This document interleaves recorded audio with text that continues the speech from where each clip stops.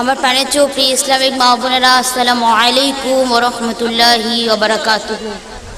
আমার প্রাণের প্রিয় ইসলামিক মা বোনেরা, প্রথমে আমি সবার জন্য একটি অনুরোধ জানাচ্ছি, যারা যারা এসেছেন তারা অনর্থক কথা না বলে আপনারা শান্তভাবে বসুন এবং মাহফিলের আদব বজায় রাখুন। সকল বলি ইনশাআল্লাহ।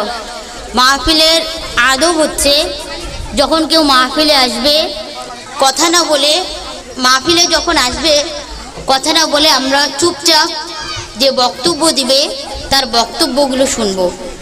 আমরা যদি মাহফিলে কথা বলি তাহলে আমাদের কি লাভ হবে? যে মাহফিলে আমরা কথা বলতেছি, কথা বলতে বলতে দেখা যাচ্ছে আমরা যিনি বক্তব্য পেশ করলেন উনার বক্তব্য, উনার নসিহত আমরা কিছুই শুনলাম না।